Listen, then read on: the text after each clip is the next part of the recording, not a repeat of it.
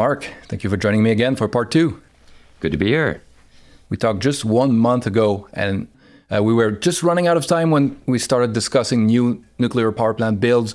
I want to come back to that, but I think before we go there, the elephant in the room, the big thing that has happened since is the new U.S. administration. I'm very curious what you think about how this may affect energy in general, nuclear specifically. I think we can discuss all of that. I'm also very curious what you think about Chris Wright, the new energy secretary, which seems to be from what I can tell, the opposite of a Dr. Oz type of nomination. He seems to know what he's doing, but I'm curious what you think.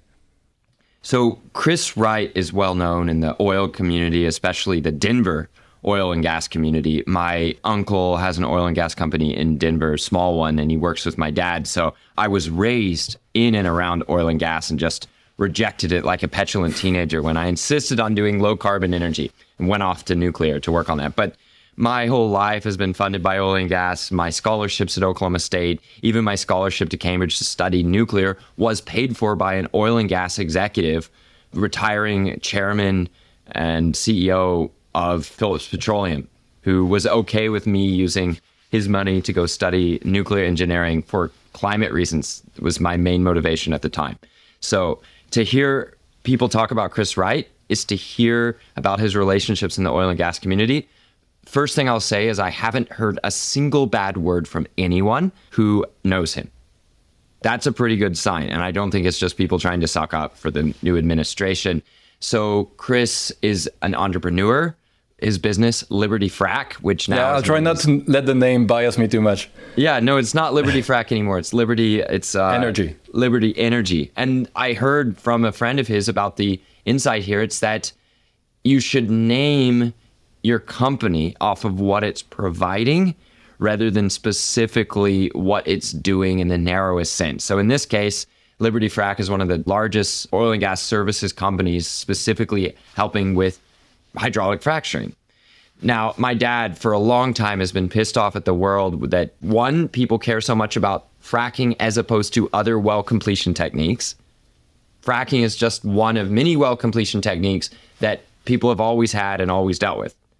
It's just that the specific application of fracking plus horizontal drilling, in particular rock formations in America, has allowed us to revolutionize our oil and gas industry and become the world leader in both natural gas and oil production, thereby making fools out of a lot of people who predicted decline. So Chris Wright is part of this optimism, this wave of innovation that made fools out of all the doomsayers who said that we could never produce that much oil and gas ever again. Chris is a good friend of Harold Hamm, one of the last of the great independent oil men, sort of the king of the North Dakota tight oil plays. Harold Hamm has been a longtime friend and supporter of Donald Trump's political ambitions, and that was one of the key connections that helped get Chris Wright in the front row of seats for joining the administration on energy. Chris is interested in all energy types. He does apparently feel that all energy types have a role to play. Trump doesn't like wind, especially offshore wind, so that's probably not going to be a particular focus of the administration to figure out how to get Europe's wobbly state oil and gas companies all the contracts to build offshore wind on American coastlines. But besides that, Chris Wright is an all-of-the-above energy guy.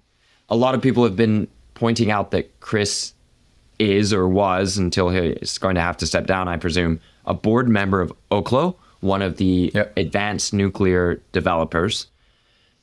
People have asked me, does that mean that Trump won't be interested in big reactors? Part of the anxiety behind this question is that a few weeks before the election, Donald Trump went on Joe Rogan's incredibly popular podcast and said that he likes the small reactors, and he voiced concerns about nuclear war, but was a little unusual in how he phrased it, leading to a lot of confusion about whether Trump was actually pro or anti-nuclear. Trump is pro-nuclear. He has been pro-nuclear for a long time. He likes things that are powerful. Nuclear is powerful. Trump further confused people listening because he said that France made a bunch of nuclear reactors in a hurry, but then the nuclear reactors got too big and too complicated, so we need to go back to small reactors. Now, the reactors that France made did indeed start smaller than the ones they ended up getting slower and worse at building. France started building out a huge number of 900 megawatt units when the oil crisis hit. So 1973 and onwards, they were starting 4 or 5 new 900 megawatt units per year. And after about 5 years, they were completing 4 or 5 900 megawatt units per year. Those are the reactors that seem to have influenced Trump to say that he thought the reactors should be smaller. Now, the larger reactors would be the 1,300, 1,500, or even 1,700 megawatt reactors that have been much slower in construction. So the choice of Chris Wright, for those who heard the France comments and thought that Trump meant that he only liked small reactors, and seeing Chris Wright on the board of a tiny reactor company, that's raised the question, is the new administration going to be as serious as the last administration was in pursuing the restart of America's gigawatt scale reactor construction? And just for context, for those not familiar with Oklo, I think they make liquid metal cooled fast neutron microreactors like 15 to 50 megawatt, right? Very, very small. And they don't make them yet, but they want to make them. Yes, so 10 megawatt electric reactors. So that is quite small. And there's a number of competitors in the 10 megawatt class. So one being the eVinci reactor from Westinghouse is 5 megawatts electric. Another is from Oklo Atomics, based in Austin, Texas. That is a 10 megawatt electric design. So there's a number of reactors in that size class. When I asked friends of Chris Wright, what's the deal? Does he only like small reactors? I was told no, he sees the need for all size of reactors in the right place. Here's some context for people coming in from oil and gas. Much of the growth in American fossil fuel production is coming from the Permian Basin of Texas. That is dominating new production in America. The limitation in the Permian Basin appears to be far distant production sites, well sites, that need between 10 and 80 megawatts of electricity if they're going to electrify their production to maximize the natural gas that comes into the market and to minimize climate impacts for the investors that care. You are unlikely to go into an extremely dry region like the Permian Basin and set up a large number of gigawatt scale water-cooled reactors. It's not impossible. And in fact, there's some interesting ideas behind how one might pull that off. I mean, for one, Permian Basin is producing an immense amount of fossil salt water. So ancient seawater that comes up from the same formations that the oil and gas comes from. So there is water that has to be disposed, and there are cost and geologic issues with disposing enormous amounts of water back where you got it. Putting that aside, if you were to have 10 megawatt scale reactors and they could provide power at prices competitive to diesel, there would be an economic case for these in a decentralized fashion without building out the power grid in the Permian Basin to keep production high while electrifying oil and gas production. Chris Wright sees the utility of this, and it was evidently a major part of his interest in teaming up with Oklo. Do you think this could also apply to the Canadian oil sands that use a lot of heat, probably natural gas right now? Yes, it does apply to the oil sands. Oil sands are extremely thick, viscous formations where this thick oil is mixed in with sand and must be separated from it by heating up the sand and oil mixture. Some significant fraction of the energy content coming out is spent on getting it out in the first place. Yeah, I've seen it's like 1 to 4 or 1 to 6x, the energy coming out. And the Permian is like 10x to 15x or something like that. Yeah, 15, 20, 25% of the energy you're getting out of the oil, you're having to spend on producing heat to make steam to separate the oil and gather it up. So the idea is that small reactors that do not require you to go through the process of gigawatt scale development, which means the grid and restarting construction, all things that I think should happen and must happen, to be fair. The argument is the small reactors allow this quicker and for individual businessmen to make a private decision for themselves whether it's worth adding that nuclear power for their own uses on their own locations.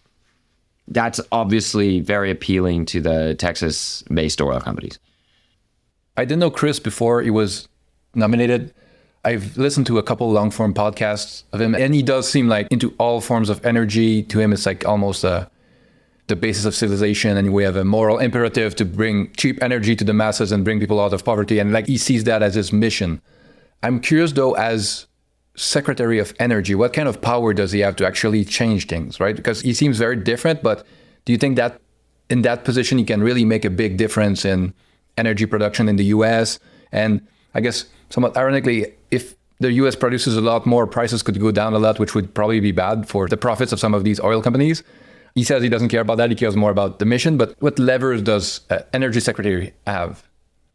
It's almost too commonly said now, but the Secretary of Energy's primary mission is to assure the president that our nuclear weapons exist and work in the ways and in the numbers counted upon by our defensive strategy. That is, the Secretary of Energy is much more about KTs, kilotons, than about KWs, kilowatts, or kilowatt hours even.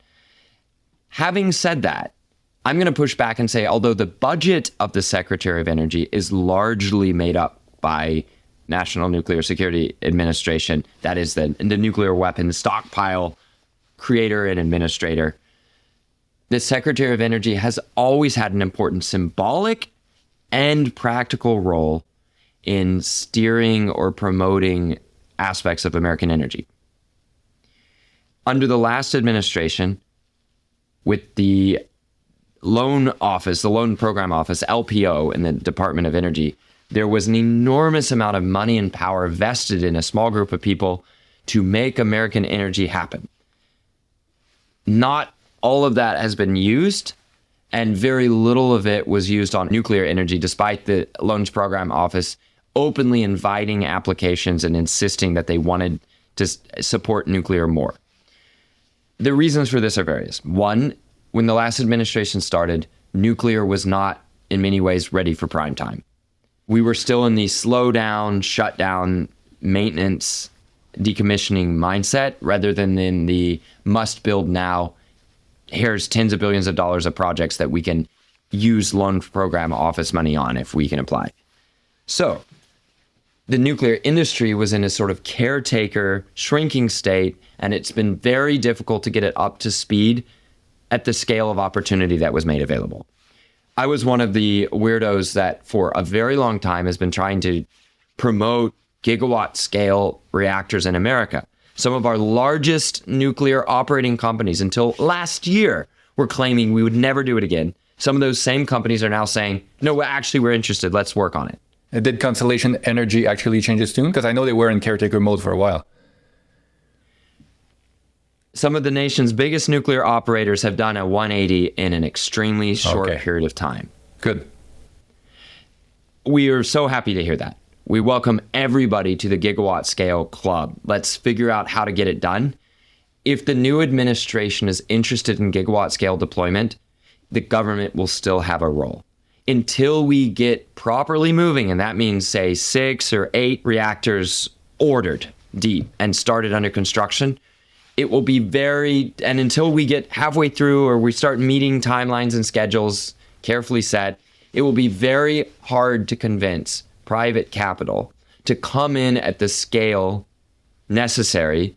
That may be a role to be played by government loans. That's not exactly the same thing as a subsidy. That's saying if the nation wants to see us competitive with Russia and China on gigawatt scale nuclear deployment, then it's not so much a direct subsidy we need. We are asking for help priming the pump with multi-billion-dollar financing, and that the federal government work with states that are interested in hosting the next generation of American gigawatt scale nuclear. That's what I think we can expect from the new administration, conservatively, and what we may be asking for. Yeah, I think that's worth highlighting, right? If you make a loan and you pay it back with interest, and then you have a new infrastructure that creates all kinds of economic activity and tax base and all that, like it's an investment for the government, not the same as a subsidy that you never see again. Now, we're still asking for help putting together the right balance of risk takers. The nuclear industry has squandered the trust that we hope to build up with the most recent builds of nuclear. One thing that we can do is come very humbly to big capital and say, here is specifically things that went wrong, when it went wrong, how it went wrong, and here is our plan to fix this thing and this thing and this thing. One of the most basic things is the last time we built gigawatt scale nuclear in America, we started building without having the detailed design completed. Vogel, right? We also started construction with the assumption that we would get a lot of wisdom and learnings and experience from the Chinese who were building the first couple. That ended up not being the case for several reasons, but it was the scheme. It was the idea we would build first of a kind in America that wasn't truly first of a kind because we were learning from overseas construction. There ended up not being a terrible amount that we learned that helped us go faster. Here's another thing. We've got to have absolutely extreme focus on the quality of the supply chain at gigawatt scale nuclear construction before we get started and during construction. Our supply chain infamously collapsed when building Vogel and Summer nuclear reactors. We had modular designs that ought to have allowed, in best cases, 4 or 5 year construction. Instead, these modules were not fit for purpose, either rejected or had to be rebuilt on site after being shipped to the construction site. So the promises of modular construction are still there. We just have to make sure our supply chain has learned these lessons of Vogel. Having said all this, because of the boom in electricity demand, we should have an excellent market signal and long-term planning for the electricity regions that don't have wholesale electricity markets. So the vertically integrated utilities, there's already a very long-term signal in the planning process, working its way through the pipes of an enormous amount of demand on these southern utilities, which then the southern utilities have to propose to their regulators how they would like to build power plants to satisfy that demand. Here's what I think we're going to see. We're going to see a lot of places say yes to new electricity demand in the short run and have to satisfy that with natural gas power. I see, hopefully, an integrating of short-term natural gas boom and long-term gigawatt scale nuclear construction co-located so that the nuclear can get constructed over the course of 10 years from planning to completion for the first set of new gigawatt scale reactors, and that the new gigawatt scale reactors can take over from the base load natural gas generation. Or you could add more industrial production or data centers to that location as the nuclear came online. I don't know if natural gas will always stay cheap. It's obviously the policy of the incoming administration to make fossil fuels as cheap as we can without destroying all of American oil and gas profits and eventually production. Oil and gas in America has always had a weird tension with prices needing to be low for growth, but high enough to not ruin the oil and gas industry. This means the oil and gas industry has often been divided on against administrations that are supposedly oil and gas friendly because nothing kills an administration faster than high gas prices at the pump. That is devastating to an administration, yet you could have oil and gas companies backing an administration that's pro-fossil fuels that sees its life on the line if gasoline prices go up. It's a weird tension. And there's only certain levers that can be pulled in the USA because unlike countries with a nationalized oil sector, the government has limited direct power over what oil and gas companies do in America. There is not particularly strong ability for oil and gas companies in America to coordinate. Whereas in other countries, it's a matter of a government policy to tell the oil and gas company what to do within the bounds of its contracting and international partnerships. Oil and gas is decentralized in America. We're about to find out how the tension between oil and gas profits and oil and gas high production get balanced by an energy maximalist government and a all of the above oil man turned energy secretary. On pipelines and transport, that's something that's been kind of stuck for a while in the US. And I know with Canada, do you think this is also all going to change? Like LNG exports, pipeline, everything is everything going to happen all at once? Or is it the kind of stuff that you talk about on the campaign, but then it's very hard to actually make happen? I see energy exports as one of the few things that there's going to be total agreement on in this administration. LNG coming from America, going out to the world is not necessarily the threat to domestic energy prices that some people tend to think. Here's the reason why. Natural gas exporters need the largest price difference between domestic gas and foreign gas. So it is in the interest of companies that export natural gas to see prevailing low natural gas prices in America. Rising gas prices in America seriously erode that price difference because natural gas exporters have to actually buy and bring natural gas to their export terminals. Then they have an energetically expensive process of liquefying the natural gas. Something like 10% of the natural gas is used to liquefy the natural gas. And then they have to ship it, and they lose a bit more on the ship and a little bit more in the regasification process on the edge. So you need a large price delta to make really good money and make your money back in a reasonable amount of time on the multi-billion-dollar expenditures required to set up liquefied natural gas export terminals. So LNG exporters want to see cheap gas in America. They want to see as much production as possible in America for that reason. A problem since the dawn of the oil and gas industry in America and in the world has been overproduction when new finds are opened up. That leads to crashing prices that do not pay back the investments required to have drilled the wells and completed them in the first place. Even though it seems good momentarily for downstream companies to have such cheap feedstock, it makes for very unstable supplies as a lot of people go bust quickly. So I think Chris Wright comes well recommended by people I trust. He was greatly celebrated by the energy maximalist community as one of our own, I suppose. And I saw a lot of geothermal guys who come from the climate hawk world. So renewables and climate policy dominating almost any other priority. Among that community, there's a lot of support for Chris Wright.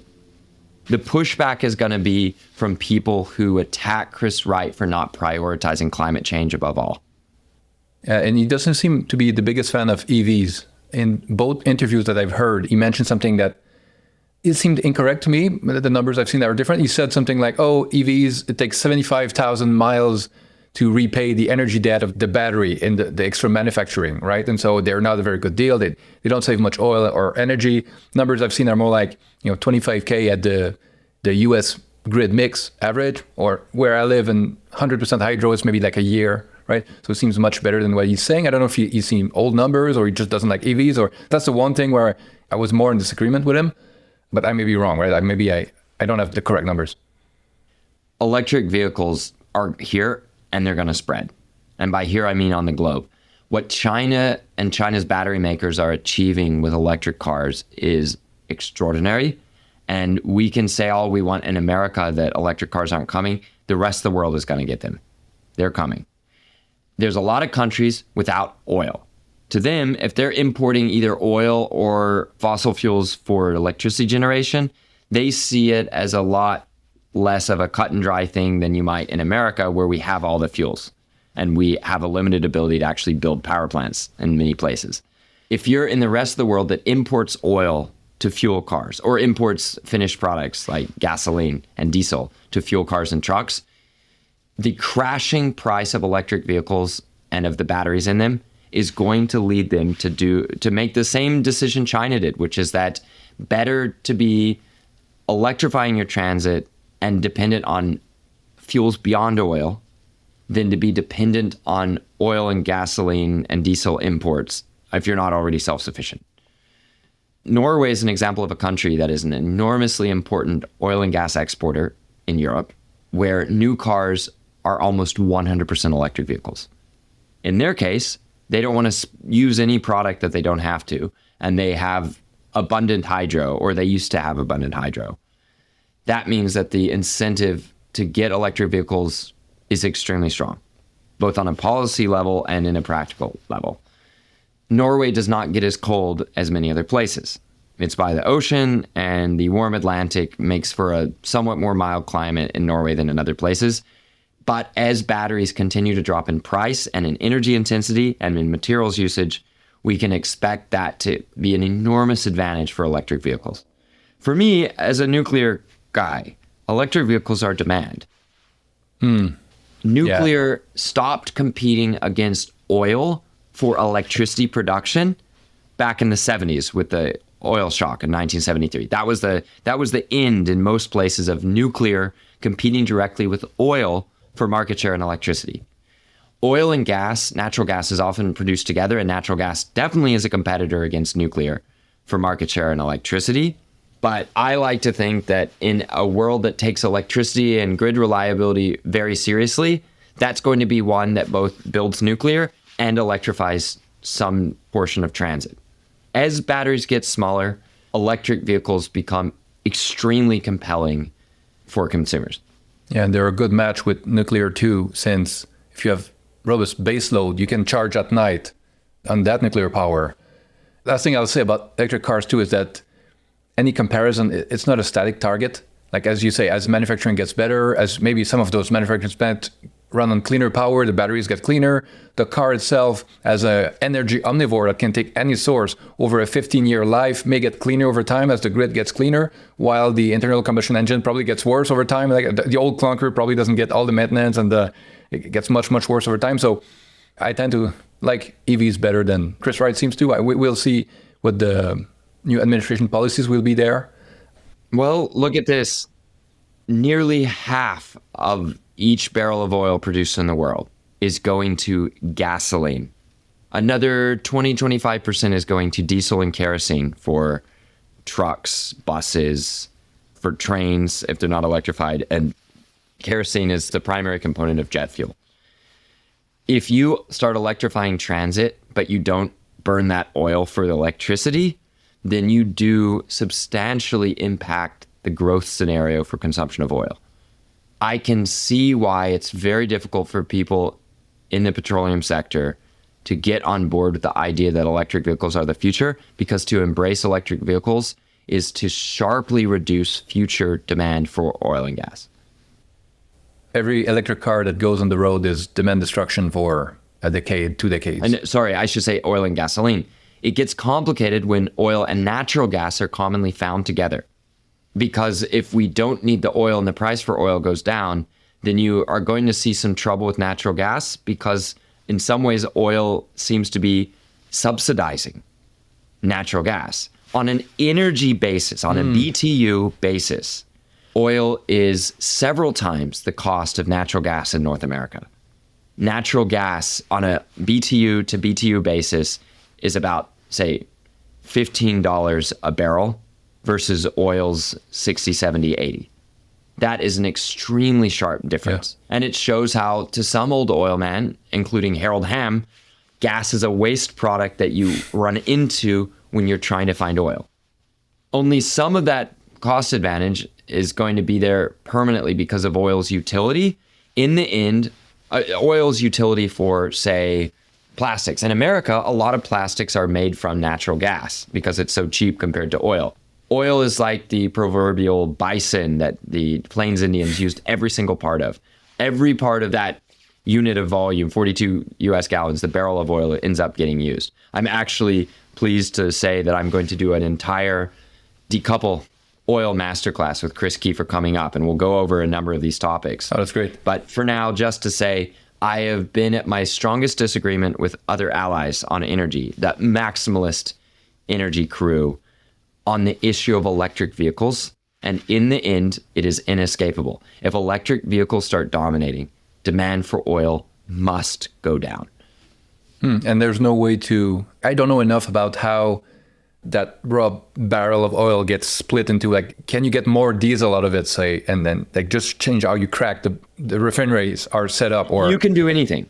It may require expensive investments at existing refineries to change over to the new ratio of outputs.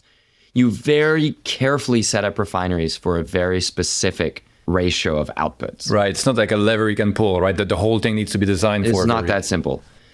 And if you want heavier fuels, you're at a particular disadvantage if you're doing a lot of your work with domestic light oils. The oil coming in from Middle East tends to be heavier crudes than our oils that we're producing from tight oil plays. That means that it's going to be doubly difficult to both change the output of the refineries to reduce the amount of gasoline we're making and also do it in opposite direction to our advantage with our mixture of crudes that we're making in the US. One more question I had about the new administration. Since we last talked, there seem to be some regulatory problems with big tech and their nuclear deals. I think FERC had some ruling against AWS. And do you think all that's going to change now? They put new people in place there? Or is there, I don't know, so much inertia in the system that's not likely to change? Nobody in power wants to be in power when we mess up the grid. The thing that seems to have turned around California's Governor Gavin Newsom on Diablo Canyon was experiencing a tiny little blackout in the summer of 2020 and realizing that he was going to likely be in office during the shutdown of Diablo if he won another term. And I think that scared him and his team into realizing that they had to explore keeping Diablo or risk their political fortunes on a blackout, which may or may not be connected to Diablo going offline. They would definitely take the blame for it. So electricity is something you don't mess with as a leader.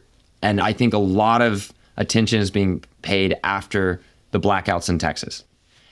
The recent ruling was against AWS's claim that because their deal to move into a nuclear powered data center at the Susquehanna nuclear plant in Pennsylvania did not involve electricity on a transmission grid, that therefore they should not have to pay the grid its $10, $11, $12 per megawatt hour on top of the nearly $100 a megawatt hour that Amazon was said to be paying the nuclear plant owner for power.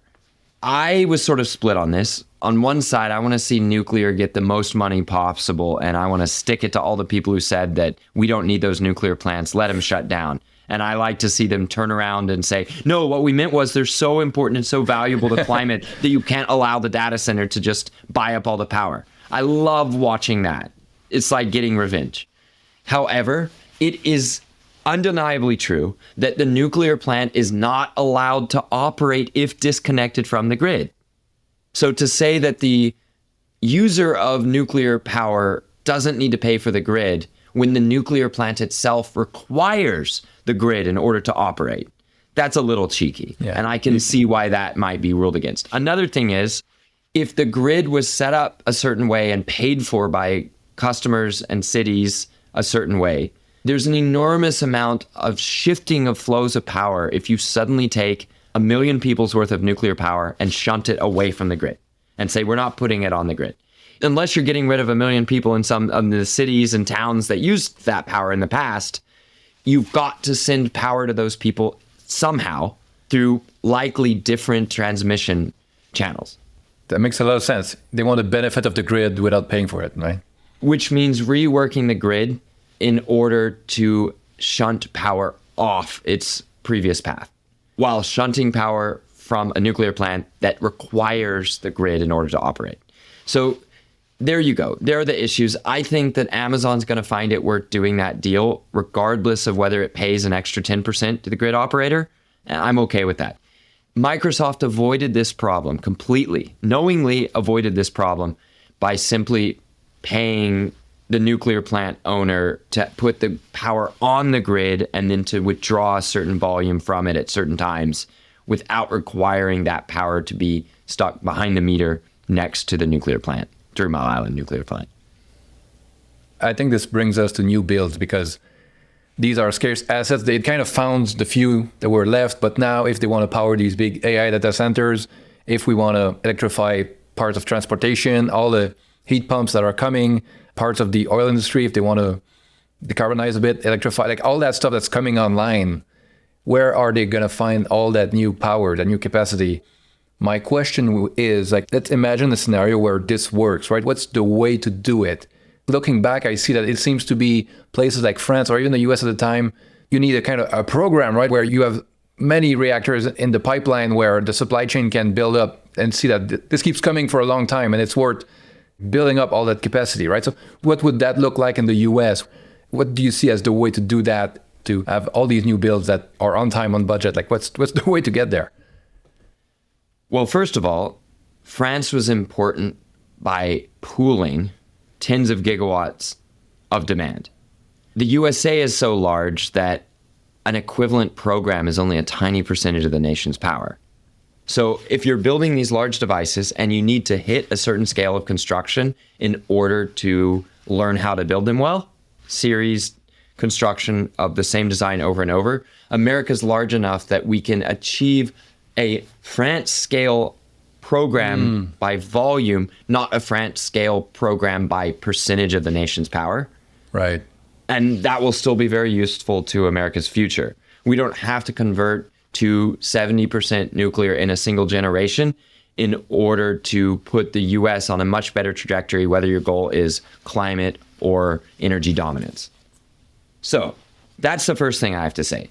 In France, you had a state monopoly company for electricity production and distribution, where to get to that scale, it had to truly be a top-down national program. And you can achieve those scales in America without it being a top-down national program. Second, we already have an enormous amount of existing infrastructure and locations to put nuclear power.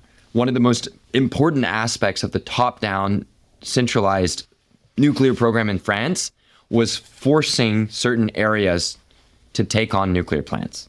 We won't have that issue in America.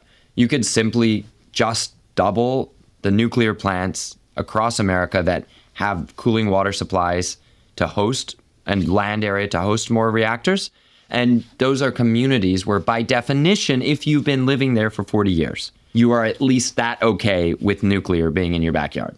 If you have been living next to a nuclear plant for 10, 20, 30 years and you don't like it, it's a little bit weak to say it's more reactors that I have a problem with, but not so much that I moved away from the existing reactors.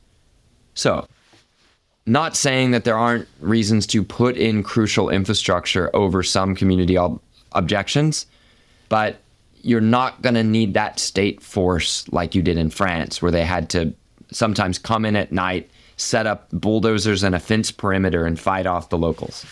Wow, I didn't know that. I want to underline something you said, because I didn't know about it until maybe a year ago or something, and I don't think most people know enough about it. The existing nuclear plants in the US have been designed to be expanded and could fit more reactors. A lot of the process and the permitting and the construction and like the infrastructure already exists, the rail, the water, a lot is already there. So it's a lot simpler to increase capacity at existing plants than to start new builds all over. That seems to be the no-brainer place to start. We are limiting the future of America if we never think beyond existing nuclear plants, but we have enormous headroom at existing nuclear plants. We could nearly double American nuclear capacity with existing or nearly existing nuclear sites. By nearly existing, for example, we have several places around America where we started building nuclear and never completed it, but we got a lot of the crucial infrastructure in place.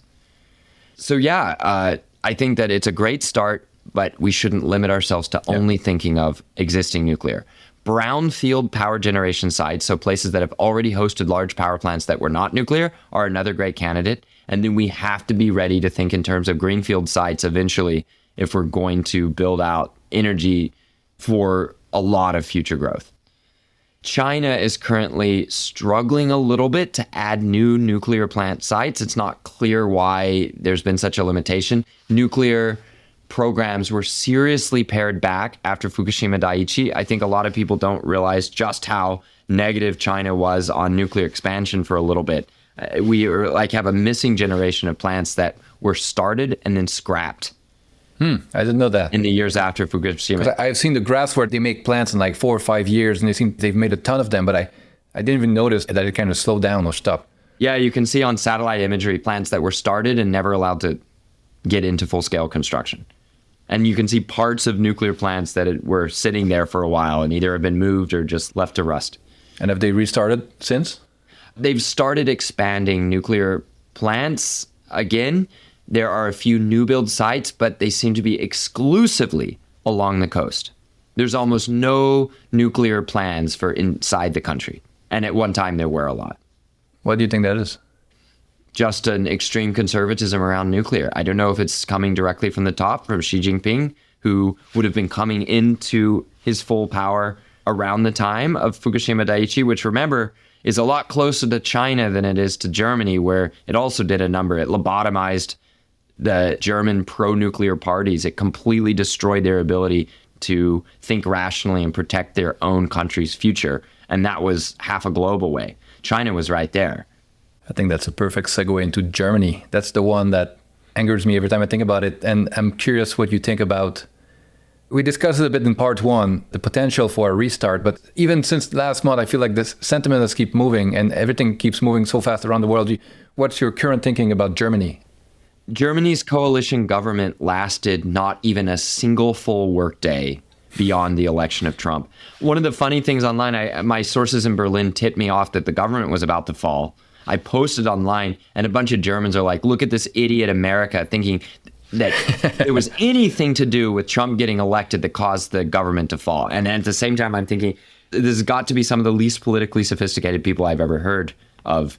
Obviously, a leader getting elected who is against countries slacking on their NATO obligation is willing to dissolve any allyship or make any deal with any supposed enemy country if he thinks he gets a good deal. That obviously matters if you're a minority party in the coalition government, what you think is going to happen if there were elections, if you could trigger a governmental collapse.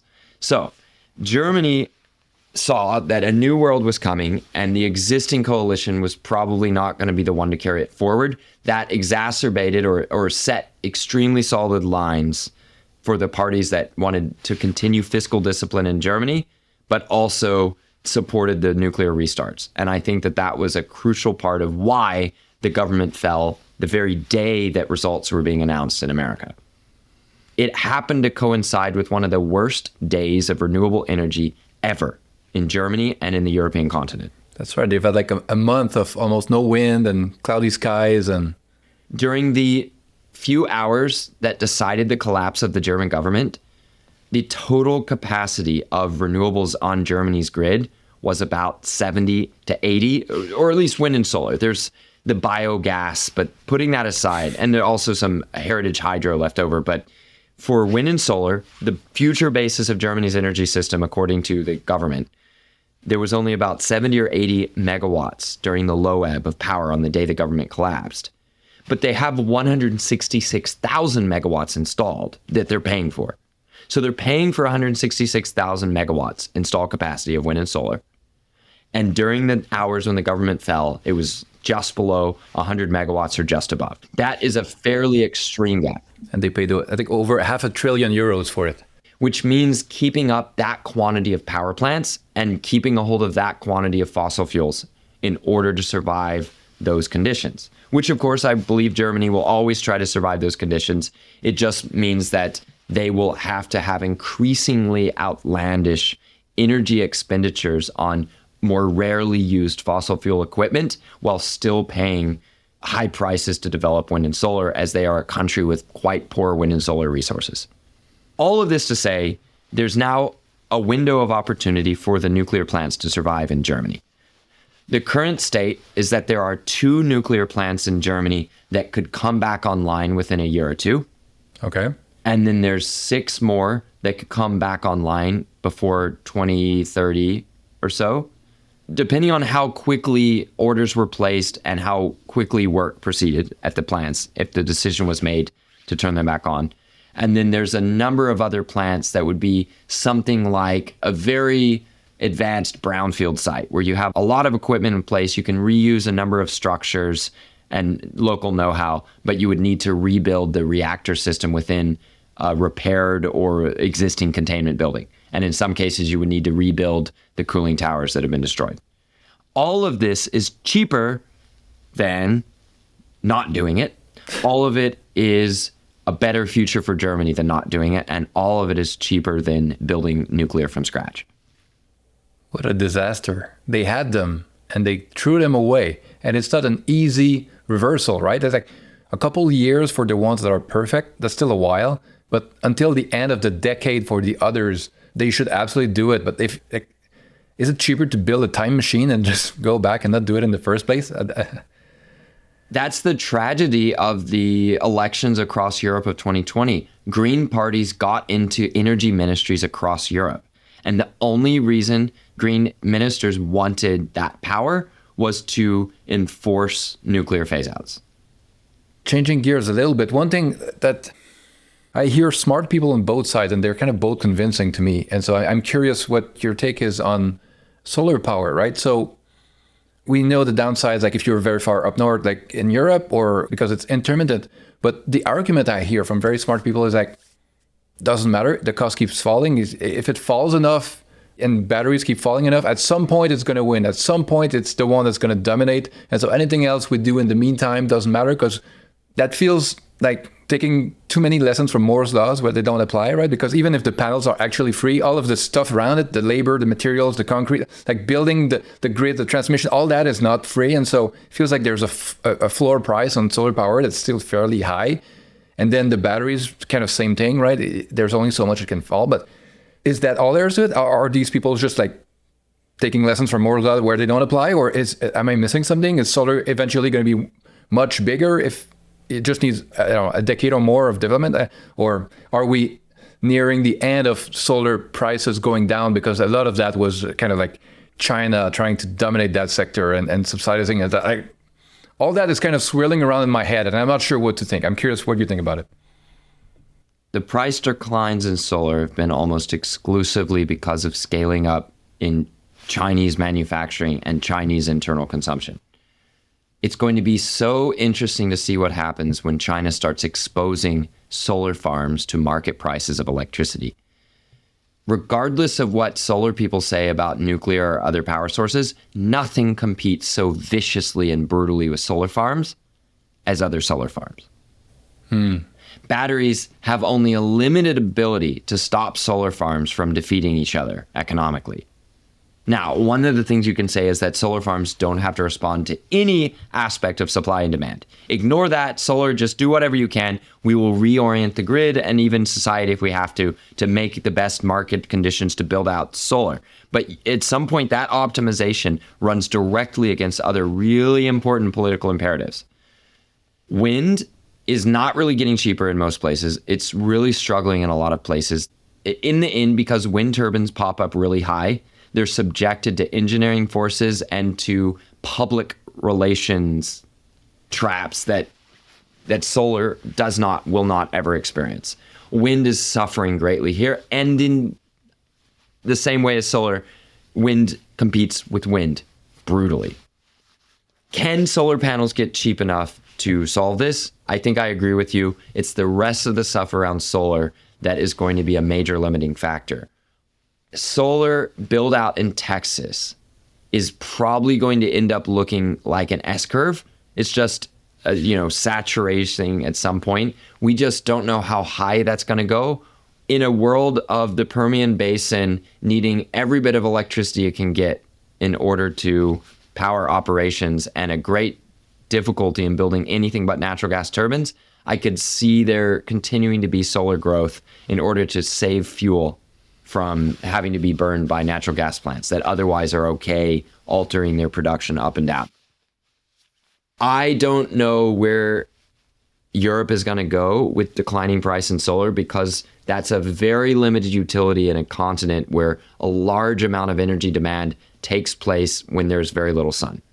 If you build a bunch of batteries, the only economic case for those batteries is that they get used in ways that are not compatible with just filling them at solar plants with solar power. If you build batteries, they will survive by filling themselves with whatever's on the grid whenever they think is best to fill. And unless you pass a rule that says batteries must avoid charging when the marginal fuel is natural gas, then in which case you would probably kill off a battery industry overnight, like battery installation for grid purposes overnight in a country if you made that rule, then you're going to have batteries raise total baseload demand.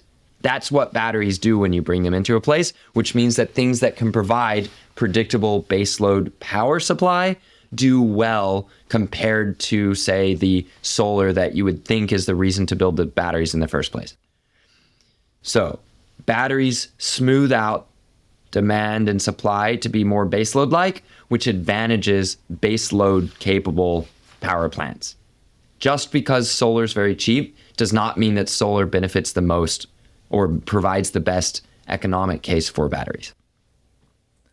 When I understood how the ROI on batteries is very high if you have a small quantity of it, because you balance the grid, you arbitrage basically. But if you want a very high renewable content grid with tons of batteries to back it up, those batteries that are used only in the tail events once in a while are sitting there basically idling most of the time. And so the ROI on those batteries is extremely low, right? And so the economics of battery deployment is not like a straight line, but it's this curve where it becomes very, very difficult to justify the more renewables you have in the grid. If you want to get extra cheeky, something you can throw back in people's faces is what the carbon payback period is for batteries if you infrequently cycle them. Because the lifespan of the battery does appear to be in many ways insensitive to the number of cycles. So you can cycle extremely frequently and have a battery last nearly as long as one that you don't cycle. While that's true, it means that the carbon invested in the battery is amortized out of the number of cycles and the amount of carbon you save on the grid for each cycle of battery. And you just cannot do much better than even a natural gas peaker if you infrequently cycle batteries. That's a great point. Even if you're filling them with carbon-free power. So one of the ways to take care of this is to make sure that your local carbon goals don't actually include full life cycles, and therefore it's other people's problem, and you can keep blaming China for making all this nasty carbon pollution while you consume the batteries and the solar panels that they power with their coal plants. On the other hand, if we internalize those metrics, we see that you need to minimize the carbon impact of having to store electricity. You need to deeply cycle batteries a large number of times before they wear out. And that needs to be carbon-free or nearly carbon-free power that you cycle those into those and out of those batteries. The batteries are going to eat up 10% or more of the round trip electricity. So anything you store that does count as an increase in demand for electricity. Putting all of this together, I think cheap batteries are a killer app for nuclear power. Traditionally, grid storage of electricity was built to work with nuclear plants. Yeah, pumped hydro was often paired. Exactly. Cheap batteries are a win for nuclear. All of this is such an interesting systems design puzzle. And it feels a lot like too many parts of the grid are focusing on just their one thing, right? Oh, let's build a solar farm here and look at the cost of that one farm, but you don't understand how it affects the rest of the grid, the larger system. Hopefully, I don't know if Chris Wright is the guy, or someone can have a view of the whole thing and help balance it out in a smarter way. You would hope that a system like in France is where there's an electricity near monopoly at EDF that is able to view all this, you'd hope that that could put together a total view that optimizes long-term value for the citizens of France. Instead, EDF gets captured and forced to make losses to undertake other goals that are set without any reference to welfare for consumers. So, for example, EDF has to turn down their already paid for nuclear plants, saving no fuel, but turning down their already paid for nuclear plants in order to accept onto the grid, often in the wrong times and places, renewables from outside energy developers that then EDF has to pay extremely high subsidies to, while losing money themselves on nuclear that doesn't save them any money to turn down. And all of that while having to wait sometimes years to clear the debt on their books from all those subsidies they pay out because the government reasonably doesn't want the electricity rates to be jacked up enough to pay for the subsidized wind and solar that was never even needed in the first place because they had enough low carbon power. So let's step away from that problem and say that for all the hate that comes their way, vertically integrated utilities in America are in a dialogue. Is it a dialogue of equals? Is it a inferior to a superior? Or is it the reverse? Have these utilities captured their regulators? Have their regulators captured the utilities? I've seen both arguments, and I've actually probably seen both versions of that. In California, definitely, it seemed the regulators had captured PG&E and the other utilities and were forcing those utilities to run California off a cliff. In other places, I would imagine the balance is more equal, or the utilities have the upper hand, depending on who the regulators are and which state we're talking about. However, vertically integrated utilities in a Western context are required to look at the total impact on the cost of delivering electricity, all-in cost of delivering electricity over time to a mix of customers if they build this power plant as opposed to this one, or build it here as opposed to there? Or if they include renewables, does it save enough fuel in the plants that they need to keep running along anyway to justify the cost of the renewables? Well, it might if there was a company only dedicated to taking in subsidies for renewables and developing renewables and selling off the power plants afterwards. That may make sense to that one company, but in the total view, total cost to consumers, you may not make enough money back in the absence of an external carbon tax forced on the companies, forced on the state, forced on the citizens by a strong federal power. You might not make enough money back for customers to save by having renewables compared to your financial losses of existing infrastructure. So that is already happening. And in those places, we're still seeing them build out electrification infrastructure, electric vehicle charging. We're seeing vertically integrated utilities build wind and solar. Not as much as wind and solar oriented people think they should, or even some people who model the total grid, but you're seeing it happen in a much more balanced view from the perspective of a total electricity perspective. Now, France apparently learned at least part of its lesson, and at the moment, the ministers put in charge of energy and finance are pro-nuclear. For the moment. Also for the moment, a number of European countries are turning more pro-nuclear as they throw out the people that put Europe in its energy crisis from 21 to 2022. That's very slow progress, and there's a number of countries that feel so insulated from those pressures that they continue to try to undercut nuclear at the European level. That's one of the reasons why it's so important that a country like Germany has internal balance on what it thinks on nuclear, because an enormous amount of damage can happen when people who don't have an ambition to make money and do commerce, instead their ambition is to interfere in other countries' politics, when those people, those ideologues are appointed to positions that don't seem that important to Germany internally, like ruining everybody else's energy policy, that's something that you can get true warriors to go do as a meaningful career. And in Germany, what we've seen for decades, the German taxpayer has either intentionally or unintentionally been funding the destruction of trans-European energy. If Germany has even a single strong pro-nuclear government, you would hope to have a disruption of the money and people going to mess up other energy policies around Europe and around the world. We'll see if it happens. In the US, when you say decentralized, clearly that can be used at many different levels. We have a laboratory of democracy and laboratories of commerce, the states, right? We have many different ways of regulating electricity. The deregulated electricity seems like in some ways it can become more centralized, with giant companies bestriding multiple states that answer to market forces first and then a regulator second, maybe. Or then you have chunks of America where the old system is still in place and vertically integrated utilities have to present plans to a regulator and make a case that they deserve return on investment if they execute the policy as approved by the regulators who themselves are voted into office. Which one's decentralized? Which one's regulated? Which one's not? It's actually a sort of a weird use of words. Yeah. And we don't know what's going to happen under this administration. We do know that after a several decade period of there being a bipartisan push to deregulate electricity, it's not clear whether that's in the populist playbook anymore. And there are parts of the Republican Party in the US that are pushing back against this idea of restructuring electricity and getting rid of vertically integrated utilities and the rate case model of building out the grid. It'll be fascinating to watch. I think that's a good place to leave it for today. Thank you for doing this. I always learn a lot when I talk to you, so really appreciate it. Chris, if you have any closing remarks, what's the takeaway that the listeners should take from all this today?